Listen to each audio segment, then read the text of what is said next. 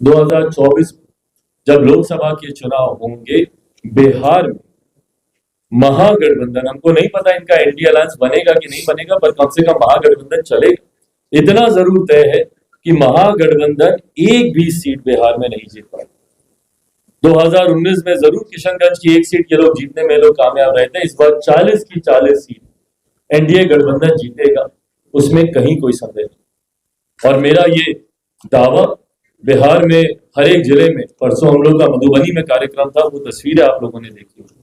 जिस तरीके से इस ठंड के बावजूद जिस तरीके से बिहार फर्स्ट, बिहारी फर्स्ट को समर्थन मिल रहा, अभी 16 तारीख को हम लोग का हाजीपुर में कार्यक्रम, और यकीनन अभी तक के पार्टी के सर्वश्रेष्ठ कार्यक्रमों में से एक कार्यक्रम होगा। हम टिपिकल पॉलिटिकल लैंग्वेज में वैसा नहीं बोलेंगे कि ऐतिहासिक कार्यक्रम हम लोग करने जा रहे हैं, क्योंकि कई लोग ऐसे दावे कर चुके हैं ऐतिहासिक कार्यक्रमों की और उनकी पोल भी खोली।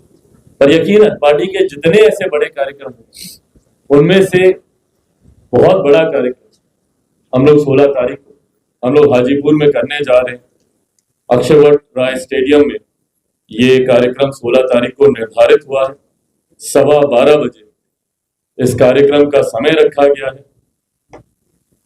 प्रदेश के और राष्ट्रीय तमाम नेताओं अपनी अपनी जिम्मेदारी को समझते हुए हाजीपुर लोकसभा में, वैशाली जिले में वहां पे कैंप करना शुरू किया है और एक भव्य तरीके से इस कार्यक्रम स्वरूप देने का प्रयास है। और मैं मानसवाड़ा में वहां पर गए, वार्ड नंबर 9 में, वहीं पर जहां उस परिवार से हम मिल रहे हैं, ठीक पीछे एक विद्यालय था। कल हम अपने सोशल मीडिया हैंडल पे भी हम उसका वीडियो डाले। टीन का ऊपर वो छप्पर डला हुआ, उसके नीचे जमीन पर ठंड के समय में जमीन पर बच्चे बैठकर वहां पे पढ़ाई करने के लिए मजबूर हैं। क्या हमारे शिक्षा मंत्री को बिहार की ये दुर्दशा नहीं दिखती है? क्या शिक्षा मंत्री की ये जिम्मेदारी नहीं है कि वो जाएं, कम से कम वहां पे भवन तो बनवा दें? कौन नहीं जानता भैया कि बिहार में शिक्षा के क्या हालात है। और यही कारण है कि आज भी मेरे बच्चों को कोटा जाना पड़ता है पढ़ाई करने के लिए। अगर बिहार में अगर ये व्यवस्था होती तो क्यों मेरे बच्चे बाहर जाते पढ़ाई करने के लिए, क्यों दूसरे प्रदेशों में जाते कॉलेज या हायर एजुकेशन के लिए। बिहार नालंदा यूनिवर्सिटी, जिसमें हम लोग फक्र गर्व करते नहीं थकते थे, आज भी G20 देशों का समिट होता है, तमाम देशों के राष्ट्रीय अध्यक्ष आते हैं, तो हमारे प्रधानमंत्री उनके साथ तस्वीर नालंदा यूनिवर्सिटी के बैकड्रॉप के सामने खिंचवाते हैं। और उस राज्य में शिक्षा व्यवस्था ये है और ये शिक्षा मंत्री अपना ही ज्ञान दे रहे हैं।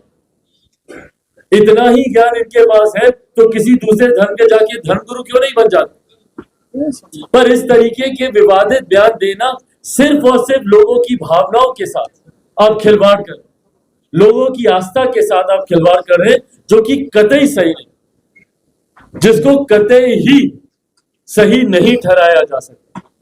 और इस आपत्ति को दर्ज कराना जरूरी है। और जो लोग इनका साथ देते हैं, लोगों के पेट में पता नहीं किस बात का दर्द उठा हुआ है भैया। राम मंदिर निर्माण को लेकर अलग अलग बौखलाहट आ रही है। कोई बोलता है किसी की शादी, किसी के बाप का श्राद्ध थोड़ी हो रहा है कि हम लोग वहां पर जाएंगे। कोई बोलते हैं कि अस्पतालों की जरूरत है। भाई बिल्कुल सही बोलते हैं, अस्पतालों की जरूरत। लोक जनशक्ति party Ramvilas Chirag Paswan Bihar first, Bihari first सबसे पहले कहता है कि अस्पतालों की जरूरत है देश, पर देश से ज्यादा बिहार को जरूरत है अस्पतालों की। बिहार के अस्पतालों के हालात जाकर देखिए।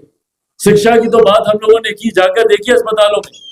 बिहार के गांव में जाकर देख लीजिए। आप सब जिस गांव से आते हैं, आप में से अधिकांशों के गांव में हम गए, अपने ही गांव में आप देख लीजिए क्या हालात है वहां पे अस्पतालों के।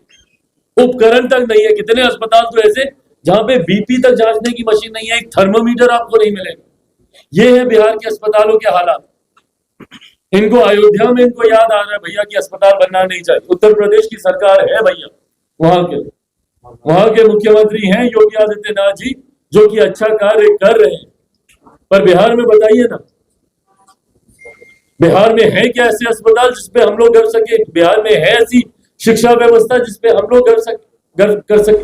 तो ऐसे ही तमाम खबरों के लिए आप सभी बने रहिए हमारे साथ और देखते रहिए बिहार उज्ज्वल न्यूज। अब तक हमारे YouTube चैनल को सब्सक्राइब नहीं किया है तो जल्दी से सब्सक्राइब कर लीजिए। फेसबुक पेज को भी फॉलो कीजिए। वीडियो पसंद आए तो खूब लाइक कीजिए, शेयर कीजिए, कमेंट कीजिए। वीडियो देखने के लिए आप सभी का धन्यवाद।